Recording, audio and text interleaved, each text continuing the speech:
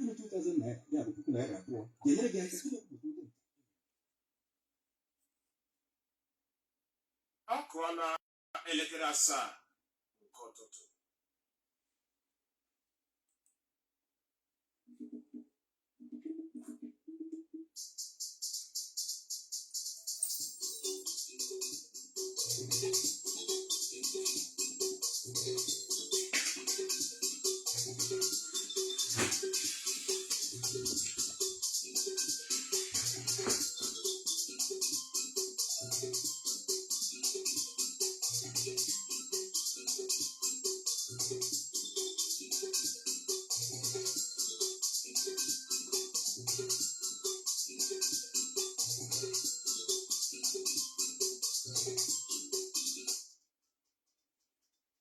Ịbọọlachi Igbo ndị ọma njem ọnụ nnọọ na akụkọ ụwa nke ụtụtụ taa na-abịara gị n'Owerri 99.5 FM Enugu.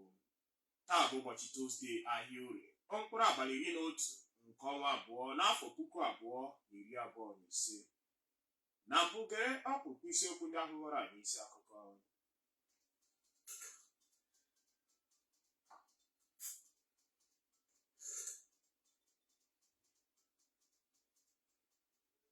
Ụlọọrụ NAFDAC emebiela ọgwụ adịgboroja furu nde kwuru nde naira n'ahịa Ọgbọgwụ dị na Ọnịsha na Anambra steeti.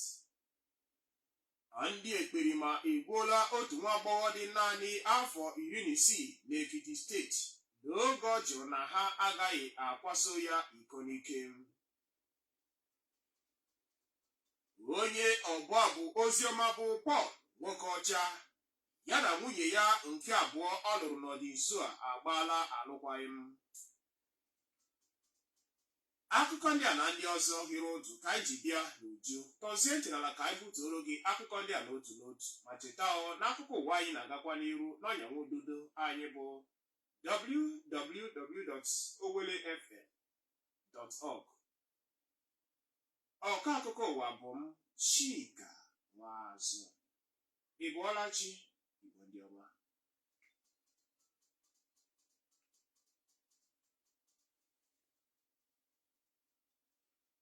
Ụlọ ọrụ na-ebu agha emegide ọgwụ na ihe oriri adịgboroja n'ala anyị akpọrọ National Agency for Food and Drug Administration Control NAFDAC n'aha nkenke anọrọla ụnyaahụ Mọnde nwuchie n'ahịa Ọgbọgwụ dị na Ọnịsha nke Anambra steeti ma mebisie ọtụtụ ọgwụ adịgboroja na ya bụ ahịa.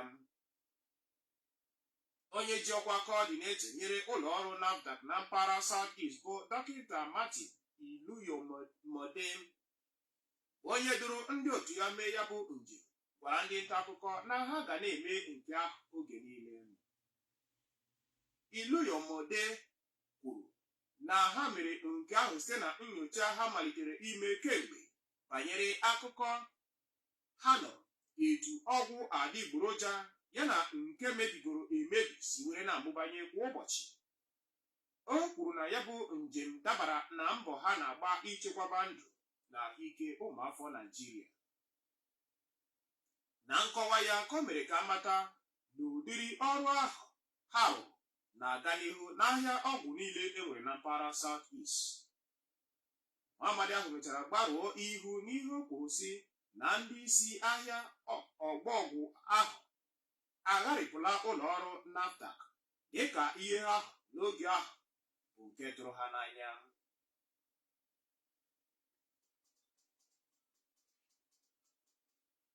Alhaji Atiku Abubakar nke otu ndọrọndọrọ ọchịchị People's Democratic Party PDP anọrọla ụnyaahụ Mọnde were zute aka chịburu ala anyị n'oge gara aga bụ Olusegun Obasanjo.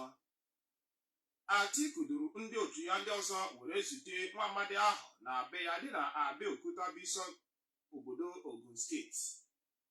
Ndị ya na nwa amadi ahụ jibu ọkwa osote onye isi ala Naịjirịa n'oge gara aga soro mee njem ahụ gụnyere aka chịburu Cross River steeti bụ Liel Imoke, Senetọ Aminu Tambuwal chịburu Sokoto steeti ya na ọtụtụ ndị ọzọ.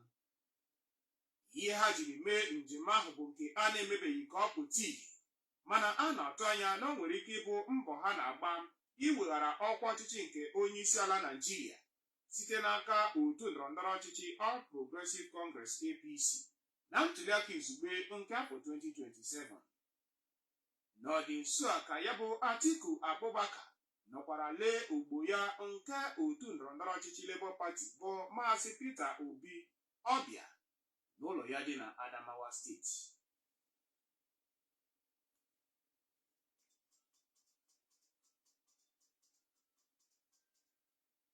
Nwaamadi ahụ jibu ọkwa prezidenti nke ụlọakụ African Development Bank na-apụ apụ ka ọ dị ugbu a bụ Akiwumi Adesina ekwuola ihe yiri ka a ga-asị na o nwere mmasị n'ịzọ ọkwa nke onye isi ala Naịjirịa n'afọ 2027.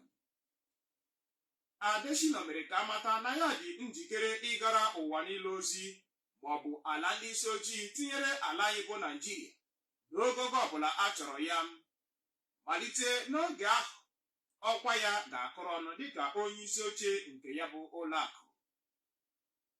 Akiwumi Adesina, onye rụburu ọrụ dịka minista hụrụ maka akọmọrụ ugbo n'oge ọchịchị Goodluck Jonathan, kwuru nke a n'oge ya na ndị nta akụkọ na-enwe mkparịta ụka n'igwe onyonyo Arise Television.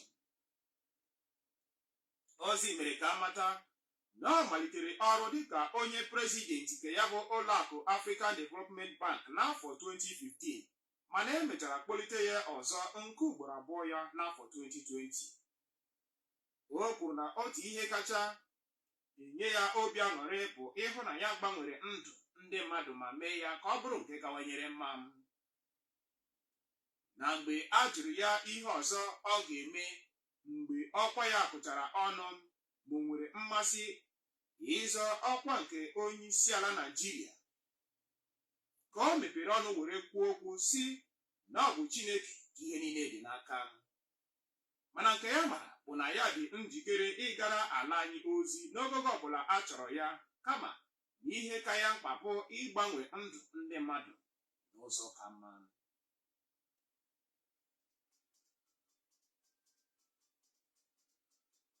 A kọwala ya dịka eziokwu dara n'oge ya bụ nkepụta gọọmenti Ebonyi steeti kepụtara usoro ọma nke ohere ego mwulite gara ọdịmma obodo niile enwere na steeti ahụ n'ụdị akpọrọ Community Charter of Demands (CCD) site na atụmatụ ego mkpata na mmefu nke afọ abụ 2025. Nke a pụtara ihe na Abakaliki oge onye nta akụkọ anyị sonyere na ọgbakọ otu kwuru n'onwe ya chịkọbara banyere ya bụ ohere CCD nyere ego nzube ọrụ steeti ahụ.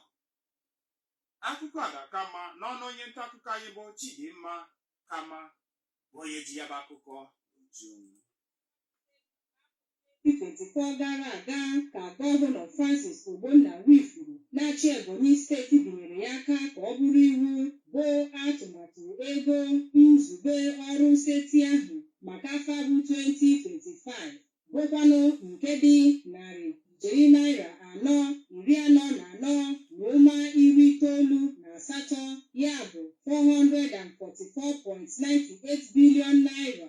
Na ya bụ ego mkpata na mmefu ka Gọvanọ Nwifuru nọrọ kepụta ezi ohere ego mwulite gara ọdịmma obodo enwegasịrị na steeti ahụ n'ụdị akpọrọ Community Charter of Demands (CCD), nke a kpatara n'otu kwụrụ n'onwe ya bụ Development and Integrity Intervention Goal (DIG) Foundation n'usoro ya nke Green the Red Cluster jiri chịkọba ọgbakọ ndị nta akụkọ o ji sonyere otu ọzọ kwụgasịrị n'onwe ha too ọchịchị dị ugbu a n'Ebonyi steeti maka ya bụ atụmatụ ọma. N'okwu ya n'ọgbakọ ndị nta akụkọ a were ọnọdụ na Abakaliki ka onye Executive Director ya bụ Green the Red Cluster bụ Maazị Oliver Chima Aja mere ka amata na atụmatụ ego mkpata na mmefu afọ abụ 2025 ọziri nke ọma ezi ụkpụrụ People's Charter of Needs ọchịchị aka na-achị steeti ahụ ji n'aka. The leadership of Ebonyi State Ministry of Budget and Planning, Ministry of Finance, are committed to CCD process in the state. CCD has become part of the budget process in Ebonyi State. In fact, it is clearly stated in the core circular released by the Ministry of Budget and Planning in the MDAs to the MDAs and other stakeholders. The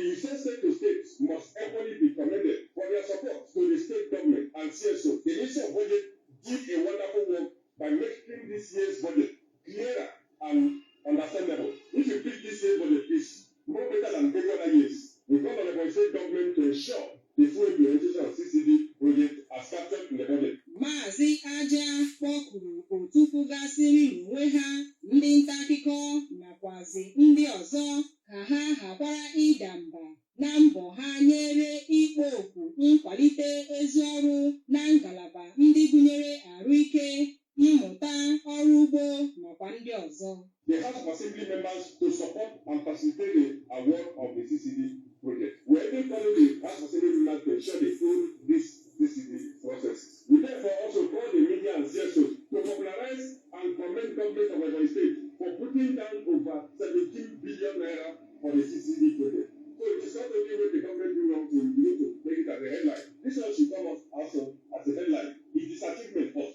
When it is implemented, it's another level of achievement. So we need to add and also we are all of us are from Ebonyi State. So when good things happen, we need to be happy together. So advocate for full implementation of the CCD project. That is what we as media and CSO should be doing. Na nke ha ka onye ndụmọdụ nyere ya bụ otu n'ọkwa DIG advisor bụ Dr. Emmanuel Abba nakwa permanent secretary ụlọ ọrụ ministry Ebonyi steeti na-ahụ maka ego bụ Odoziakụ Mfong Williamson siri etu a kwuo okwu. Before now, there was something people didn't understand about the community input, the CCD. It was novel. In Anambra, everybody didn't understand what it is. But for this thing that people look at the House of Assembly members on a private discussion to say, this thing is very good, though. Why not step it down to us here in the Assembly for sustainability? And appreciate them for thinking it wise to appreciate the state government. Of the truth, this is the first time this has happened. And like we always assure you, it can only get better. We can't remain where we were. Thank you for your very healthy criticisms that has always been coming, and then we get improving, we keep improving as a government every time.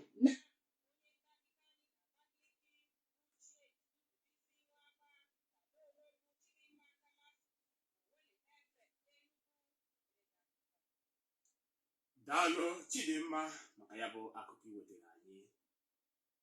Site n'ọka bụ n'ụlọ mgbasa ozi Owerri 99.5 FM Enugu ka akụkọ ụwa ndị anyị na-anụ si were na-abịara gị. Ka anyị gaa n'iru. Tupu anyị na-aga n'iru, ka anyị gatụ obere ezumike. Anyị lọghachite azụ, anyị gaa n'iru na akụkọ ndị ọzọ anyị ji n'aka.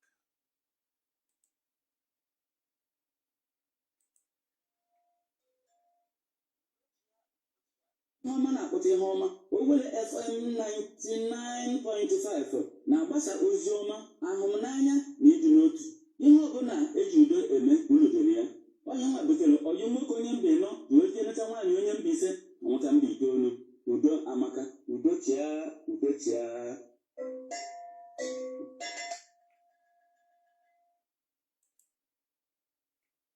Ndị uwe ojii ka na-aga n'ihu na-esonyere anyị ka anyị gbapụ ya ọsọ na akụkọ ndị ọzọ anyị ji n'aka.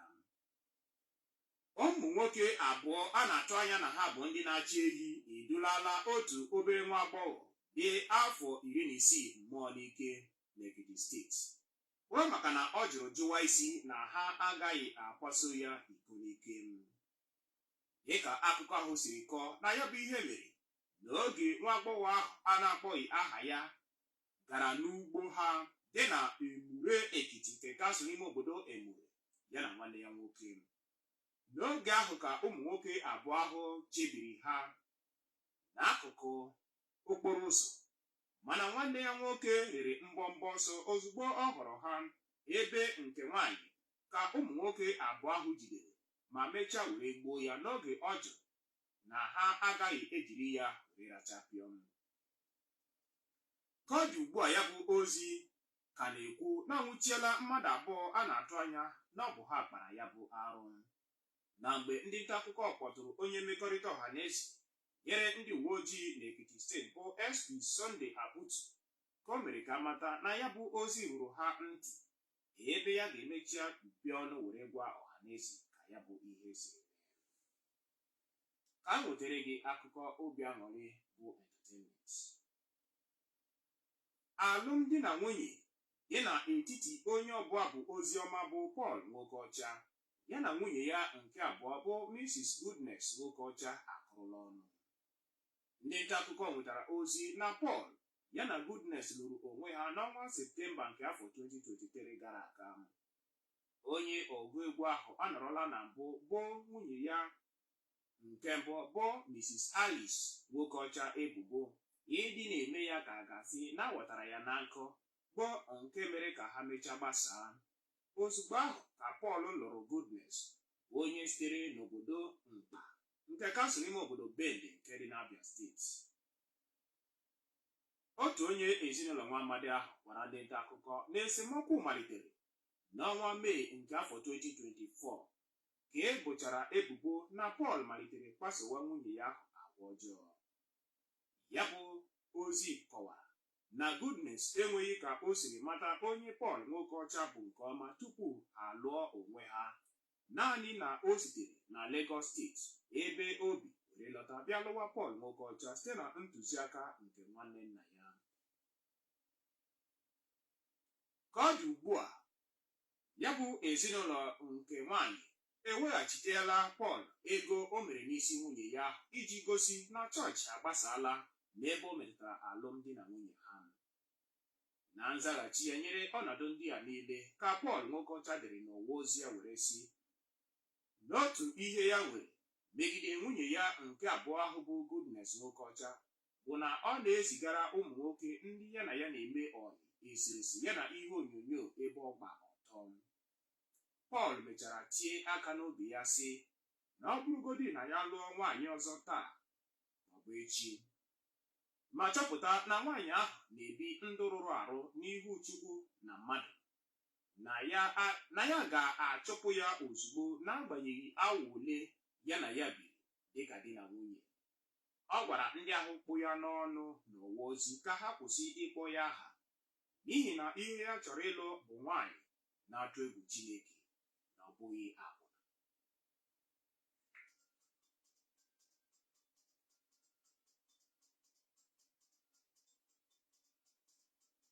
Igbo mụrụ nze m ọzọ, ọ bụzikwa ịpịachi akụkọ ụwa nke abalị taa nke ọtụtụ taa biko.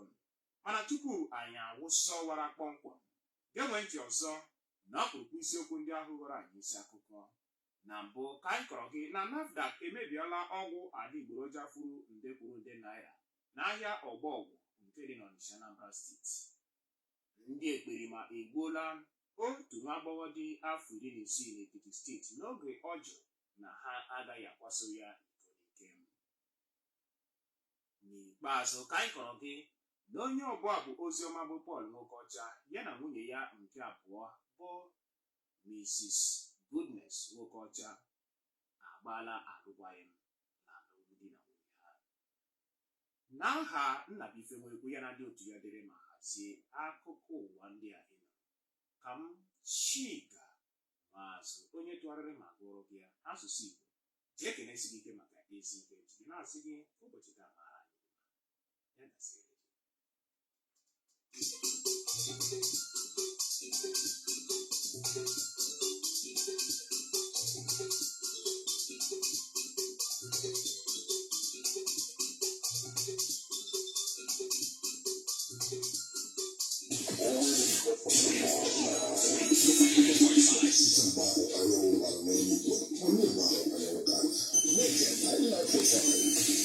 I love